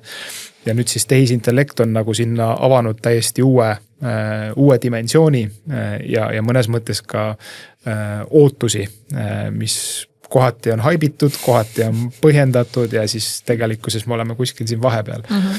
Et ja meie ettevõtmine siin head aastad tagasi sai alguse just nimelt sellisel Covidi järgsel ajal, kus siis üks väga suure südamega ettevõtja mingisugust oma soovituste läbi võttis minuga ühendust, kuna ta oli enda jaoks välja selekteerinud, et radioloogia võiks olla siis üks niisugune eriala, mis oleks küps ja kus saaks sellist tehisintellekti ressurssi kasutada. Ja tolleks hetkeks ei olnud Eestis keegi nagu radioloogia fookusega midagi niukest üleüldse katsetanud või teinudki, et maailmas küll juba oli teadusuuringuid, oli funktsioneerivaid tooteid. Et mina siis temaga koostöös Priit Salumaga arutasime seda teemat ja pakkusin välja erinevaid kliinilise probleemi püstitused ja tekkis siis see idee, kuhu võiks seda tehisintellekti radioloogia kitsaskohtade tegemisel suunata. Ja siis olid meil pundis väga andekad tehisintellekti teadlased, Dmitro Fishman ja Bodhan Vedrishak, kes on siis nii-öelda Ukraina taustaga. Ja neljakesi me hakkasime selle kallal toimetama. Ja tol hetkel sai siis fookus võetud neeruvähi tuvastamisele. Meie algoritmi fookus siis on just nimelt, et me tuvastame, anname talle klassifikatsiooni, mis siis tähendab, et kas tegemist on hea või pahaloomulise muutusega ja kõik võimalikud mõõtmised alates 2 dimensioonis lihtsalt nii mitu sentimeetrit või millimeetrit suuruskorda teine, pluss siis volümeetria, mis peegeldab seda mahtu võib-olla märksa paremini ja täpsemalt. Ja sealt see asi hakkaski arenema, et esimesed algoritmid osalesid väga heade tulemustega rahvusvahelistel nii-öelda justkui võistlustel, kus siis olid kas siis loodud või avalikest andmebaasidest pärit tuumorid, mida me siis väga edukalt suutsime tuvastada ja kõik need ette antud ülesanded ära lahendada. Pikka aega olime seal ka täitsa maailmas esimesed. Aga see selleks, et see asi pidi jõudma nagu kliinilisse praktikasse ja nüüd see sinu küsimuse teine pool, et jah, praegu seesama algoritm jookseb taustal meil ka kliinikumis, et ta on hetkel küll sellises vaikses faasis, et need tulemused on jälgimisel, me peame nägema, et ta töötab, et me saame sealt päris reaalseid andmeid, mis vastavad sellele, mis siis ootused antud tööriistale võiksid olla mitte aiateibaid, mitte mingisugust konfobulatsiooni, mida AI ka väga edukalt võib tekitada. Et ja ma loodan, et see asi nagu areneb hoogsalt edasi ja see rakendamine ei jää ainult nii-öelda meie oma katseklaasi nii-öelda sellepärast, et me viisime ka nii-öelda kliinilise valideerimise uuringu just nimelt kliinikumi raames läbi ja sealt tulid teaduspublikatsioonid, et see peab minema laiemaks ja me peame oma seda ampluaad veelgi suuremalt sihtima, et see ainult ühe vähipaikme piirides sa oled küll suurepärane võib-olla nišitoode, aga see ei muuda nagu suuremat pilti. Ta ei muuda radioloogia suuremat pilti, jah, et kui ma vaatan ja mida ma olen mingitel konverentsidel ka varem rääkinud, et mul ei ole vaja seda ühte tööriista, mida ma siis, erinevaid tööriistasid, mida ma siis oma pildi tõlgendamise juures järjest aktiveerin, et ma tahaksin, et keegi aitaks mind nagu kogu selle organismi üleselt. Kusjuures me sattusime Priiduga äkki mingi sügisel, millal see oli ühel konverentsil mõlemad esinema ja siis ta oli täpselt enne mind ja siis mul siiamaani kuidagi jäi kõlama ühe saalis viibija küsimus ja ma ei mäleta, kumba pidi see oli, et kas minu meelest see kuulaja juba küsiski otse Priidu käest, et aga kas üldse on eetiline täna teha neid uuringuid ilma AI-ta? Et kui meil on AI võimalus juba olemas, et kas üldse nagu on eetiline mitte seda kasutada, sest tegelikult me suudaks sellega juba päästa nii palju elusid, nii kui see tehnoloogia kuidagi kättesaadavaks saab, et Priit oli seal täitsa, et selle me peaks täitsa oma sloganiks kuidagi ümber tõlkima, et kas sina usud sellesse, et AI on juba õige varsti ikkagi sinu parem käsi ja aitab just need samad lipud õigel ajal püsti panna ja inimesel õigel ajal täie fookusega nendes kriitilistes kohtades reageerida, et millal see juhtub ja kas see juhtub?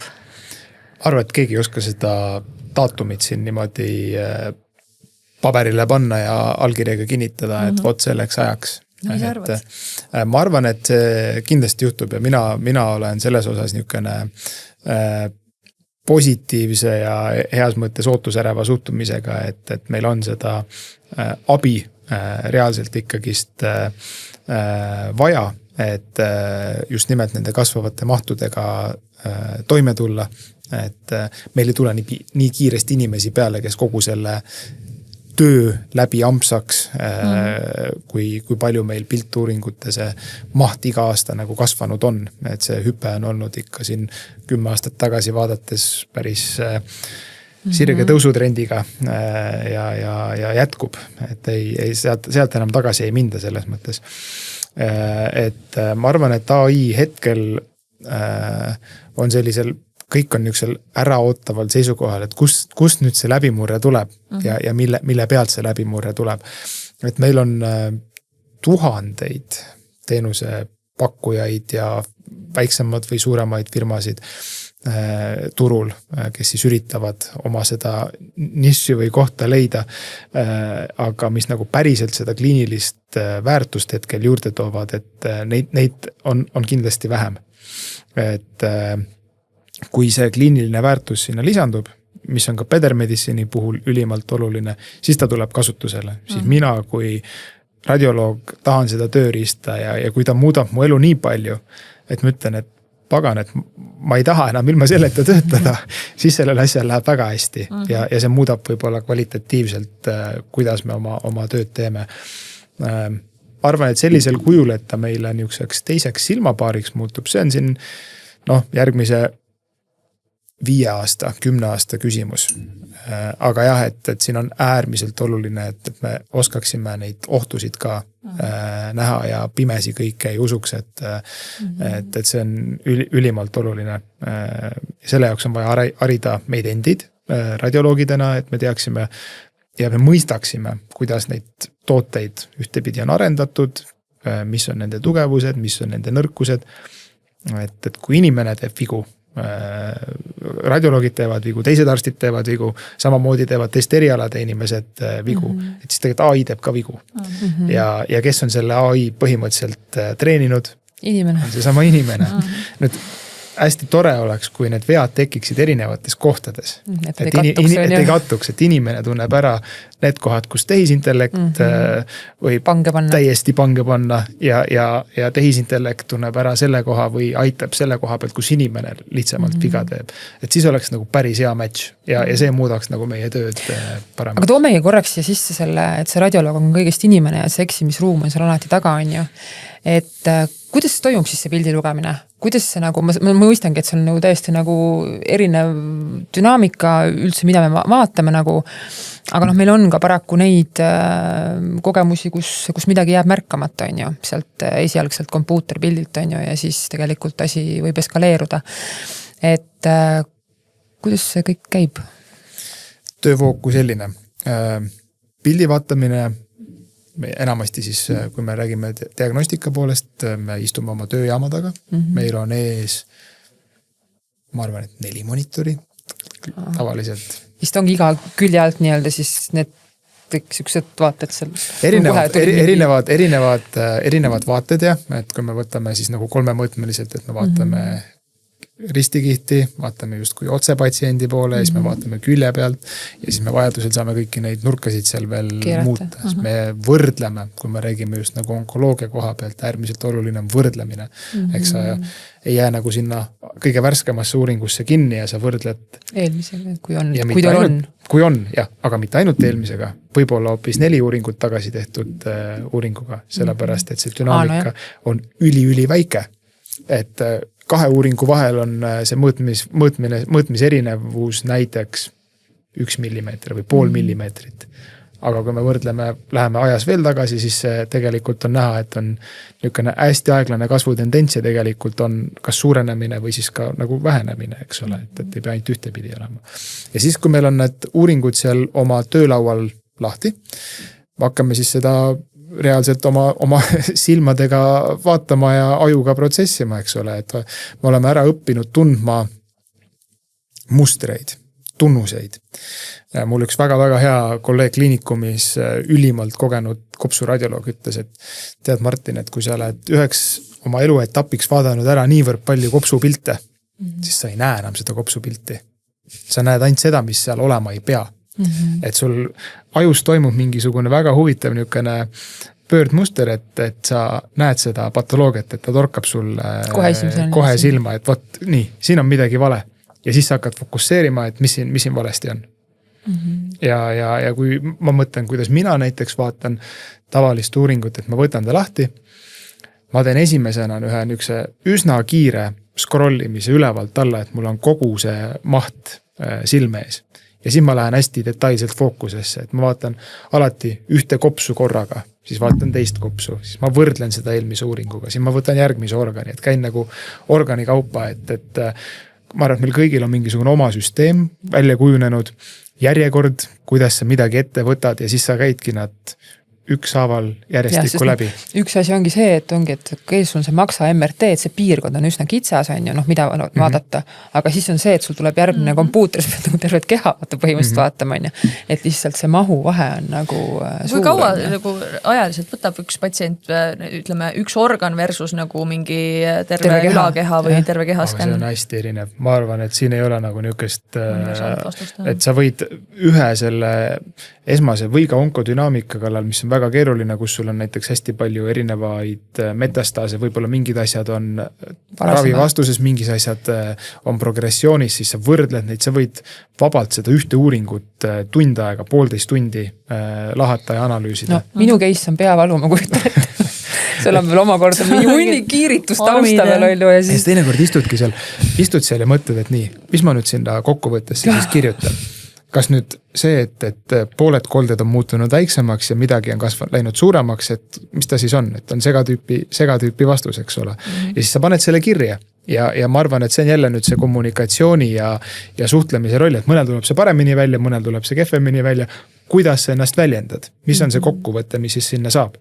Et teisel pool olev onkoloog või onkokirurg saab aru, mis nüüd siis seal uuringul ja patsiendiga toimub.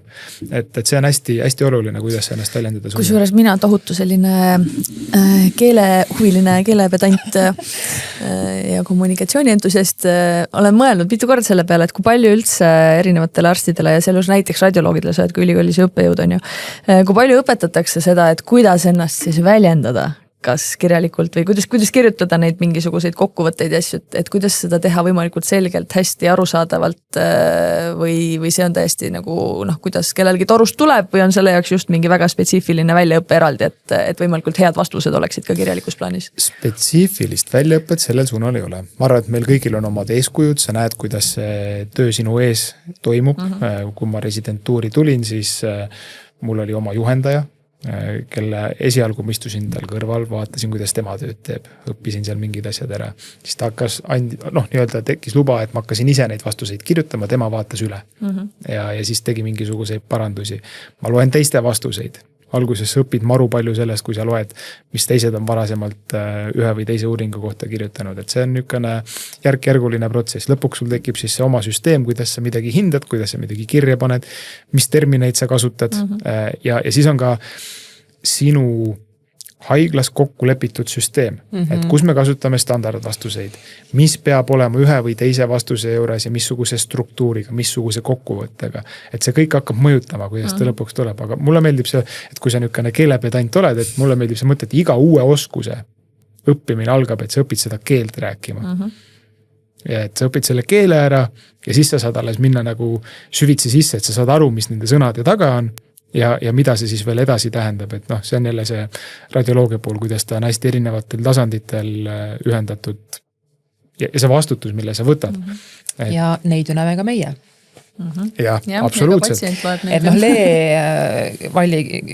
Lee, kes meil ju läks pilvepiirile siin mitte väga ammu aega tagasi, siis Lee unistus oli see, et tegelikult kogu see info, mis kõik siin terviseportaalis, patsiendiportaalis on, et ta saaks ka nii-öelda patsiendi keelde. Et see on üldse nagu mingi järgmine amps, millest tegelikult rääkida. Aga nüüd, mis puudutab seda, et ka patsient näeb seda, siis siin on ka hästi erinev vist haiglapõhiselt on ju, et kes paneb otse, siis kuhu, kes ei pane otse, ühesõnaga sellega on ka mingi paras segadus, meil mäletan onkoloogikast on kõik hästi palju läbi käinud see teema. Jah, et kust patsient peaks need vastused saama, et kas ta peaks enne nägema, kui arst talle helistab juba seda ka radioloogi kirjeldatud vastust on ju, või... Sest osad lasevad kohe lahti. See on erinev haiglates tükis me näeme kohe, mina näen seda kohe ära, kui ikkagi juba... ITKs ka, aga vist PERHis oli minu meelest see, et seal äkki enne ilmu, kui arst on vist pannud mingi... Ja võib-olla sellepärast ka on see, et ootan 2 kuud, sest et arst oli ka puhkusel. Ma ei tea, see on ka hästi erinev. Sinna sisse ma taha ei oska vastust öelda või et ma ei näe seda, eks ole, et ilmselt seal on haiglate vahel erisused, kuidas, millal nähtavaks tehakse, aga kõik, mis on selge, on see, et testi tasandil kõik need vastused jõuavad pildipanka ja vastused ja pildid ka. Et minu arust see on huvitav teema, just siia sõites ma mõtlesin, et huvitav, et kas me sellest ka räägime. Et mina olen seda usku, et need patsiendi terviseandmed on patsiendi oma. Just. Ja see on nagu patsiendi enda ühtepidi ka õigus kõike seda siis nagu kasutada. Aga siin on nagu see niisugune väikene, ma ei tea, võib-olla punane lipuk ei ole, aga kollane kohe kindlasti, et kui inimesel ei ole näiteks oskust või arusaamist, mida nende andmetega ka siis peale hakata, võib sealt teha väga valesid järeldusi. Et selles mõttes ma arvan, et seal peaks olema nagu see turvalisuse selgitamise filter juures.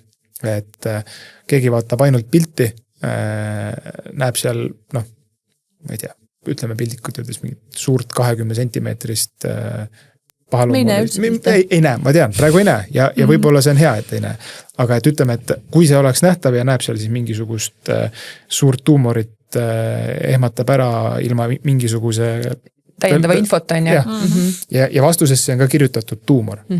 Aga me võtame terminoloogiliselt, mis asi tuumor on, ta on mis tahes kasvaja. Just. See ei pruugi olla paha, see on lihtsalt lisamoodustis. Aga siit me jõuamegi selle sama Lee unistuse juurde, mida nüüd Pille mainis, on ju, et kõik see, mis ma olen hästi nõus sinuga, et patsient peaks saama kõikidele nii piltidele, kui siis ka nendele mingitele epikriisidele ja kirjeldustele ligi, aga kuidas me jõuaksime sellesse kohta, et see kõik olekski nagu ka patsiendile sellises keeles, et kui ma loen, siis mul ei tekiks nagu ma hästi mäletan, kus mina oma esimest pilti lugesin.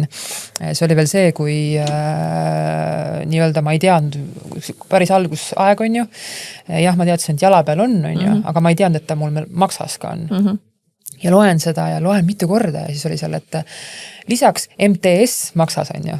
Ma alguses nii ma juba tean, vaata, sa oled juba nii vana kala on, et sa juba tead, mis need tähendavad. Mis MTS, nagu, mis asi see on, nagu, metastaas on. Et mingid süksed hästi... Aga inimesed jah reageerivad ka ju väga erinevalt, aga jälle minus see kokkuleppe, see patsient võrdne osapool ravimeeskonnas. Jälle see Rootsi näide, mida ma arvan, ma olen podcastis ka mitu korda maininud, et seal on tehtud arsti ja patsiendi vahel kokkulepe. Su uuringud tulevad varem üles, sinu enda vastutus, kas sa lähed seda varem vaatama, kui sa lähed, siis sa pead sellega ka suutma elada, aga mina olen sinu jaoks kättesaadav sellel kuupäeval, et sa valid ise. Vastutus on sinu käes nüüd on ju selles osas ka, et kas sa hakkad ennast nagu käima tõmbama sellega, et sa lähed varem vaatama või siis sa ootad seda vastust, kui me kohtume. Et minu meelest see on jälle hästi nagu kuidagi küps või täiskasvanulik lähenemine sellele asjale, et ja minul on ka... Et me ei pea varjama neid vastuseid inimeste eest, aga et me juhime jälle ka ootusi ja seda, et me oleme enne rääkinud sellest, et kui sa ise loed, siis tegelikult see võib sul kaasa tuua mingisuguse ehmatuse ja sa ei tule sellega võib-olla toobki, see on täiesti inimlik, et viimane kordki nüüd, kui ma ju ära lugesin selle on ju, ma sain teada, et seal on, alguses ma olen mitu korda teinud nii, et kuna ma juba olen seal käinud, ma ei tea, aastast ma ei tea mis ja põhimõtteliselt olen teinud kahte dünaamikat, kas loen ise enda ära, on ju, ja mu taktika on nagu see, et kui ma olen alati lugenud, siis ma olen lugenud kuskil niimoodi, et ma ei ole nagu üksi, vaid vaata, kus sa oled siukses, sul mingid suvalisest tänava peal või kliinikumis koridori peal või, et vaata, kuidagi see hoiab ikkagi selles mingi esmase nagu selle reaktsiooni nagu maha, on ju, et muidu kui üksi oled, siis ikkagi võib ära kammida, kui sa mida sa välja loed, on ju. Või siis, kuna doktor Jürgens on tõesti imeline inimene edastama selliseid uudiseid nagu väga hea rahuga ja vaata alati, kui arst sulle edastab seda, siis tegelikult on talle juba ka nagu mingi davai, okei, see tuli nüüd välja, aga me lähme edasi nii. Ehk siis tuleb alati ju mingi tegevuskava nagu järgi, ehk siis mingid plaanid. Et inimesel, kellel ei ole nagu seda tõesti, siis ei soovitagi ennem tegelikult lugeda, sest ega nüüd mul oli ka viimane kord, kui ma lugesin, ja see pilt sealt ikka lugeda ei olnud üldse nagu tore. Et sul on maks täis, pluss veel 3 kollet ülakehas on ju, et siis sa ikkagi, ma ikka muidu sükene vana rahu ise, mul vist sükene nagu pime viha tuli korraks isegi üles, et kõik karvased sõnad said korraga välja lausutud. Et see tegelikult ei ole üldse nalja asi. Neid ise ennem ära lugeda. See on väga tundlik teema ja ma arvan, et siin ei ole võimalik üle hinnata seda rolli, et kas see teine pool, kes siin näiteks siis aitab seda tõlgendada, et onkoloogid on selle koha pealt, neil on number 1, neil on kogemust, kuidas neid uudiseid häid ja halbu edastada.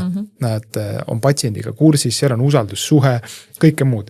Et see on nagu nii oluline, et seda ei saa lihtsalt üle hinnata, et kui sa tõid oma raviarsti näitel, eks ole, doktor Jürgensi puhul, et ma kujutan ette, teades isikuliselt omades seda kokkupuudet, et kui hästi seda tehakse, eks ole, et see filter seal juures ja tõlgendused siin on nagu mingisugused sammud või mis me nüüd selle teadmisega peale hakkame.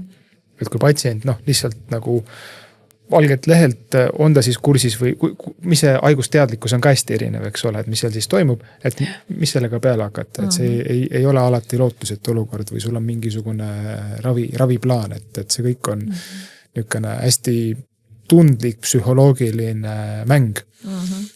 Mis läheb tahes tahtmata, et sa ei suuda seda täiesti tuimalt välja lülitada, ma ei kujuta ette, et see nii võimalik oleks. Kuule, aga ma vahepeal ei vahtinud siin telefonis niisama ringi, ma vaatasin veel meie küsimusi kogukonnast, sest meil saate aeg hakkab varsti otsa lõppema. Siin oli üsna mitu küsimust spetsiifiliselt sinna rinnavähi sõeluuringute suunda. et on erinevad võimalused, kuidas rinnavähki ju avastatakse, on ju. Kumb see nüüd oli, mammogramm või? Mammograaf. Mammogramm on see, mis sealt välja juba tuleb siis või? Ei, no, mis see mammogramm on? Põhimõtteliselt sama asi, Okay. ei ole nüüd.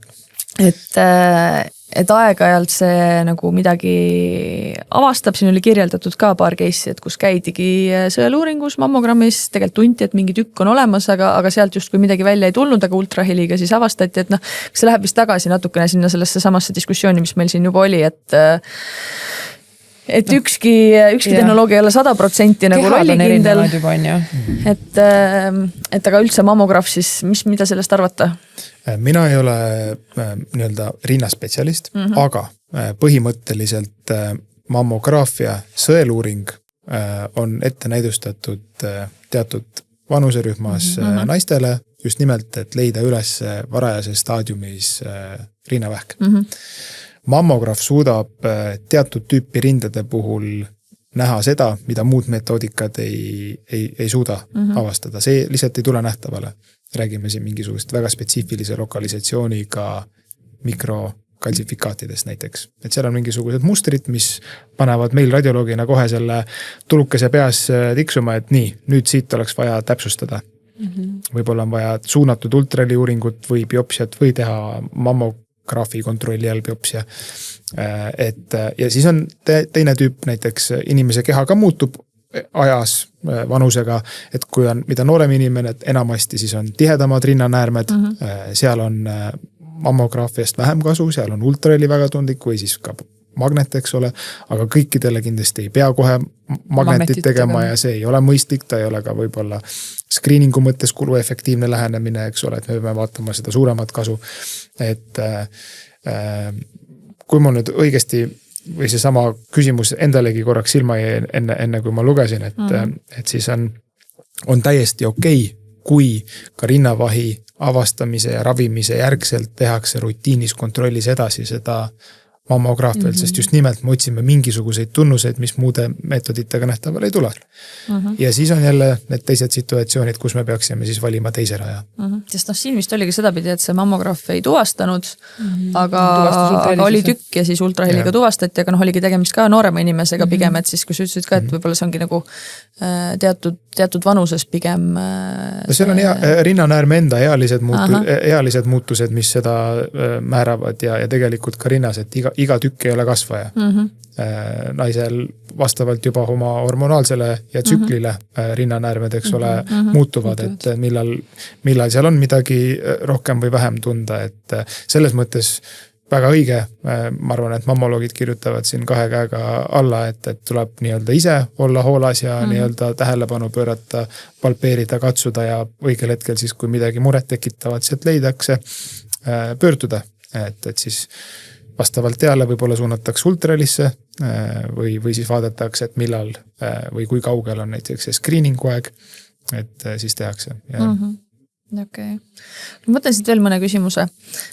Kui suur on vale positiivsete leidude probleem ja mida see patsiendi jaoks tähendab? Mida rohkem me skännime, seda rohkem midagi pildi peale jääb, kas sellist üleravimist, mis sa sellel teemal oskad kosta? Üleravimine, ülediagnoosimine, eks ole, et see on meil selles mõttes igapäevane nükene otsustamise koht, eks ole, et mida rohkem me neid uuringuid teeme, me leiame kõik võimalikke muutusi. Ja siis me oma peas ja selle pildi järgi anname siis mingisuguse tähenduse.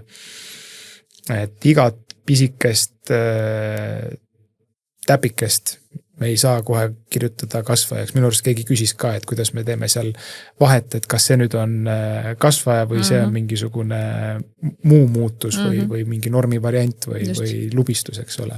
Okei, lubistuses me saame aru, seal on nagu eraldi tihedusega tegemist näiteks. Aga jah, et mingid asjad jäävad meie jaoks ka selle uuringu pildi peal jäävad ebaselgeks. Et ja siis võib-olla patsient ka loeb oma, et on mitte spetsiifiline. Me ei saa öelda, et on see nüüd ühte või teistpidi, eks ole. Et me leiame neid asju ja sealt võib, kui me jällegist kasutame mingisugust muud terminoloogiat, käivituda siis see kaskaad, kus jälgitakse mingisugust muutust, patsiendid liksub peas, see psühholoogiline surve, et äkki nüüd see on mingisugune paha asi ja jälgitakse siis niimoodi aastaid ja aastaid ja aastaid. Ja tegelikult seal midagi ei ole. No eks see ongi see, et me patsiendina ikkagi tunnustame ära selle, et meditsiin on küll võimas, aga ta ei ole mingi siuke nii-öelda eksimatu. Just. Aga kui nendest eksimustest ka veel siia saate lõppu selles mõttes rääkida, et ravivead, tuvastamata jätmised, jällegi me oleme kõik inimesed, on ju. Et ükskõik mis ametis tekib neid olukordi. Et kui sage see üldse on, ükskõik kas siis Eestis või laiemalt, et kui üks silmapaar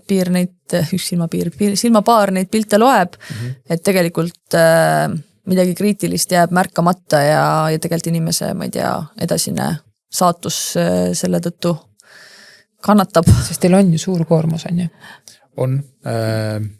Jälle oluline teema, et siin ei saa ja ei tohigi pead liiva alla panna, et vigu inimestena teeme me kõik. Radioloogias on ka seda uuritud päris nii-öelda publikatsioonide ja teadusuuringute tasemel ilusti ja keskmiselt see veaprotsent, mis me oma praktikas teeme, jääb sinna 4, 7, 8% juurde, et mingisugune viga võib sinna sisse tulla, eks ole. Aga veal ja veal on erinev kaal ja nüüd see teise silmapaari rakendamine seal juures võiks seda ju vähendada. Et kui me räägime sõeluuringute puhul, siis see on hea kliiniline praktika ja Eestis igal pool see kehtib, et on topelttugemine. Ehk siis neid mammopilte, mammografia sõeluuringu pilte nüüd üha enam käivituma kopsu vähisõeluuringu programmi juures, et seal on 2 lugemist ja 2 radioloogi ja annab oma hinnangu, et ja siis selle järgselt lähevad järgmised sammud sellel kliinilisel rajal.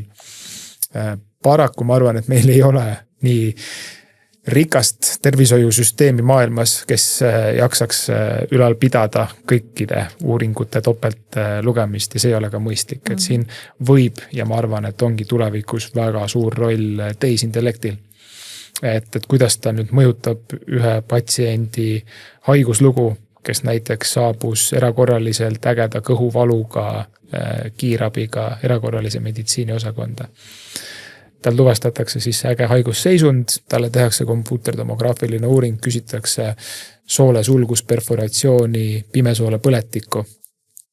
Radioloog, kes vaatab või vastab seda hommikul kell 5:30, olles enne seda üle vaadanud näiteks 30 kompuuteruuringut jutti otsides seal samamoodi neid 1-2 millimeetriseid muutusi, annab vastuse esitatud küsimustele. Ja võib-olla siis see üks mingisugune pisikene täpikene kuskil jäi tol hetkel nagu tähelepanuta või vastusest välja. Et antud püstitatud küsimuse juures see ei olnud oluline leid.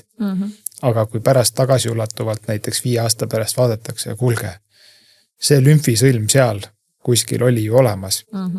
See, et ta tol hetkel oli 5 millimeetrit, jah, ta oli olemas, tal ei olnud meie jaoks patoloogilisi tunnuseid, aga see sõlm oli seal olemas. Et nende seoste loomine võib olla ka niisugune teinekord tagantjärgi tarkusena. Kohati tundub võib-olla, kui sa ise seal süsteemis sees oled nagu meelevaldne, aga me ei saa öelda, et see ei ole oluline. Ja tihtipeale niimoodi tullaksegi tagasi, et näed, pagan, et miks me sinna ei vastanud, et see on nüüd kahtlane muutus kuskil kopsukoes või maksas. Aga see, mis sa ütlesid, et juba need sõeluuringuid vaadataksegi 2 silmapaariga, ma ise töötasin kunagi 10 aastat pangas, selle juures ka tellerina, siis seal oli teatud summa, millest alates sa pidid alati nagu lugema teise telleriga koos, on ju, et oligi topeltkontroll, kui summa oli suur, siis igal juhul pidi seda tegema. Et siin ongi natuke võib-olla see sõeluuring justkui on nagu see koht, kus on vaja topeltkontrolli, aga kas nagu kuhugi saaks veel mingisugust piiri tõmmata? Ma just mõtlengi, et vaata, et iga haiguslugu on ju erinev ja kui me räägime personaalmeditsiinist, siis justkui ma mõtlengi, et näiteks ma ise, pikaaegne staasikas vähipatsient, haigus käitub hästi erinevalt, eks ju, ajas, et kuidagi nagu, kui me räägime personaalmeditsiinist, siis ka nagu personaalsem käsitlus ka nendele, selles mõttes mitte me ei hakka kõikidel mingit topeltlugemist tegema. Kus sa selle piiri tõmbad, on ju? Just, aga kus sa selle piiri nagu tõmbad, et mingi hetk ongi see, et noh, vot selle inimese haiguskäsitlus peaks minema nii, et me ikkagi nagu rakendame mingit tõhusamat. Mul sinu puhul näiteks tuleb see mõte, et ma ei tea, kas see on üldse relevantne, et kui ongi väga palju neid ka mingid kiirituskoldeid ja neid mingid armkude või midagi juba kehas on ju, et see eristamine, kas on uus kolle või see on mingisugune vana vari või mingi asi. See on väga keeruline. Võib-olla selles kontekstis peakski nagu sellist patsienti juba lugema topelt silmapaariga. Minul oli ikkagi tuduolekus mingid kolled nagu olidki ja tegelikult ma saan täiesti aru, et siin ei saagi nagu, sest et see, ma räägin, see pilt ei ole ju võluvits, spetsialist räägib üle laua, on ju, aga lihtsalt ongi, et lihtsalt mingid lood lähevad nagu nii, ühesõnaga, et ta ei ole klassikaline, et tuleb mumm ja siis, vaid seal on nagu juba kõik need faktorid on lihtsalt nii palju, mida peab nagu arvesse võtma. Seal sellest topest lugemisest ei pruugi ka alati kasu olla, kui päris ausalt öelda. Et sa vaatad seda pilti ja sul ei jää seda muljet, et nüüd siin peaks miskit veel olema. Ma olen ise ka neid oma ravitud patsiente, kui mingisugust kollet oleme seal juba terminiliselt töödelnud. Sa oled eelnevalt selle kulli pilguga üle vaadanud, mõõtnud, hinnanud, mida sa siis tegema hakkad. Ja siis kahjuks järgmisel hetkel näed, et sinna kuskile kõrvale või piiri peale midagi juurde tulnud. Ja tõenäoliselt on seal olnud mingisugune mikrometastas, sest et kui sa mõõdad selle oma raviala ära, et sa oled kõik korrektselt teinud, hinnanud algselt ka ja sa ei näinud seal võib-olla miskit, aga on midagi, mis on lihtsalt silmale nähtamatu, et võib-olla siin tulevad siin põgusalt enne rääkisime mingisugused muud markerid ja meetodid, mis võimaldavad tuvastada, et näed, et kuskil peab olema nagu aktiivne protsess, et vaata nüüd veel mingisuguse lisapilgu või fookusega, aga jah, kahtlemata, et juba need ravijärgsed muutused ja selle foonil otsimine, see on niisugune päris keeruline hindamine ja võib-olla siin oleks just hea, kui teinekord hea, teinekord mitte, et sama inimene vaataks neid uuringuid, kes on juba tuttav, aga siis just, võib-olla, eks ole.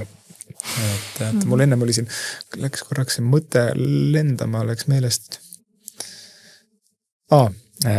Küsisid ja ennem korra mainisid ühte head tuttavat Rille Pillakut, kes UK-st tagasi tuli. Et Rillega just rääkisime kunagi mõned aastad tagasi, siis kui ta veel seal välismaal elas, töötas ja teadust tegi, et seal on nagu väga lahe süsteem, et just nimelt mingisuguse onkoloogilise leiuga asjad, mis näiteks niimoodi erakorraliselt leitakse. See ei kehti nüüd dünaamika kohta, aga et kui tuleb mingisugune, et näed, et meil ei ole siin ägeda kõhu põhjust, et kõht ei ole verd täis ja kõik sooled on terved, et ei ole katki, siis erakorralist kirurgilist sekkumist see patsienti vaja, aga nähti mingisugune tuumor, siis öösel kell 5 radioloog ei hakka talle nüüd seda kogu keha tehtud kompuutrit vastama nagu klassikalist staadiumi määramise uuringut. See võtab lihtsalt niivõrd palju aega ja see ei ole mõistlik ajakasutus. Selekteeriti ära, tuli tõenäoline kasvaja diagnoos ja hommikul värske peaga tööle tulnud puhanud radioloog võtab siis tema uuringu ette ja kirjutab ära selle staadiumi. Ehk sinna tekib see teine silmapaari juurde. Väga lahe näide, et kas meil on nii palju ressurssi inimeste näol, et seda näiteks rutiinselt teha. Omavahel kliinikumis me tõesti oleme rääkinud, et meil on vaja mingisugune akuutne fookus välistada ja siis need liiguvad just nimelt selle paikme spetsiifilisele radioloogile näiteks teiseseks lugemiseks. Mul on siia lõppu üks hästi spetsiifiline küsimus. Ma võtsin oma viimase MRT lahti. Sama tegeva. Tunni kontroll. Nii, ma kohe ütlen sulle, mis siin on. Siin on selline asi, et mida ma olen juba mitu korda nagu näinud oma nendes vastustes, aga millest meil ei ole kuidagi nagu jutt olnud. Nii et vastus on see, et kõik on korras. Aga nii. Kohe ütlen, ma kaotsin selle ära. Eelmisel MRT-l kirjeldatud 3 täppijat madala signaaliga maksalesiooni enam ei eristu. Okei, mingid täpid olid, nüüd nad enam ei eristu. See tähendab, et nad on kas tõenäoliselt samasugused, lihtsalt ei jäänud pildile ja nii väikesed või nad on ära kadunud. Aga varasemalt kirjeldatud vasaku sagara 3. segmendi eesserva väike noodul on aimatav ja püsib dünaamikata juba alates juunikuust. Mis asi on väike noodul mul seal 3. sagaral, mis püsib dünaamikata, mis asi või nagu, mis asi see nagu, mis see tähendab? Noodul, mis asi on noodul? Me saame seda muutust väga erinevate sõnadega kirjeldada, eks ole, et pole pilti näinud, ei oma nagu mingisugust visuaalset ülevaadet, et ametlikku vastust ma siin juurde sulle anda ei saa, eks Kaebu ole. Ma ei tule, kui radioloog kirjeldab, et varasemad mingi 3 täpikest või lesiooni või metastaasi, kuidas iganes keegi seda nimetab, kui need nähtavale ei tule, siis tähendab, need on ära kadunud. Kui kirjutab, et on dünaamikata, siis loogiliselt tähendab, et ta oli varem, ta on praegu, ma eristan seda muutust, aga ta ei ole muutunud suuremaks või tema mingisugune muu aga kui siin ongi vaata, et teda ei olegi nimetatud nagu metastaasiks, vaid et on nagu väike noodul, kas see võib tähendada ka seda, et tegelikult on mingisugune väike kolle, mis lihtsalt püsib nagu samasugusena. Et nagu kui vastus on, et arvamussoovitused metastaasi kahtlast ei eristu, aga see noodul seal istub, siis see oligi see minu nagu segaduse koht on ju, et ma ei tea, mis see siis tähendab. Ma olen selles mõttes nõus ja ma tooksin võib-olla korraks veel selle tehisintellekti teema siia sisse. Ma tean, et mul üks väga, väga hea tuttav välismaalt on oma teadusuuringuid teinud küll mitte onko suunaga, aga pannud AI tõlgendama siis neid kirjeldusi, et pane nüüd see kirjeldus inimkeelde ja siis mõõtnud, et kuidas inimene sellest paremini nagu patsient paremini võib-olla esimese hooga tuleb sinna hoopis sisse. Aru saab, et jah, see kindlasti on natukene keeruline, tema tegi seda saksakeelses keskkonnas, aga jah, et patsientidel niisugune heas mõttes rahulolu ikkagist tõusis ja ta sai aru, et kui kirjeldatakse mingisugust 3 tundi kestnud keerulist veresoone sisest protseduuri kõikvõimalike kateetrite, balloonide ja stentidega, millest tal pole õrna aimugi, versus kui pannakse see näiteks lühikese lõiguna kokku, et näed, veresoon oli kinni, tegime selle lahti, panime sisse metallist võrgu ja kõik läks hästi.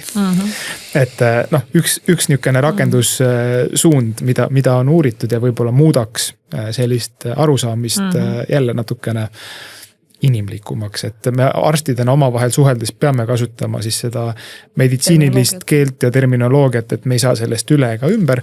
Nüüd on küsimus, kus tekib see koht, et seda siis patsiendi jaoks lihtsamaks arusaadavamaks, et see ei peagi tähendama lihtsamaks, aga just nimelt arusaadavamaks, et teeb seda siis tema raviarst näiteks vastuvõtus või telefonikonsultatsiooni raames või kus iganes see toimub, et igapäevaselt, mitte igapäevaselt, aga aeg-ajalt ikka, kui mul omagi lähedased helistavad ja küsivad, et kuule, mul nüüd tuli ühe või teise asja vastus või need vereanalüüsid, et mida see tähendab. Loomulikult sa aitad, aga sinul ei tekita see paanikat, teisel inimesel on suur mure, teisel on see suur mure.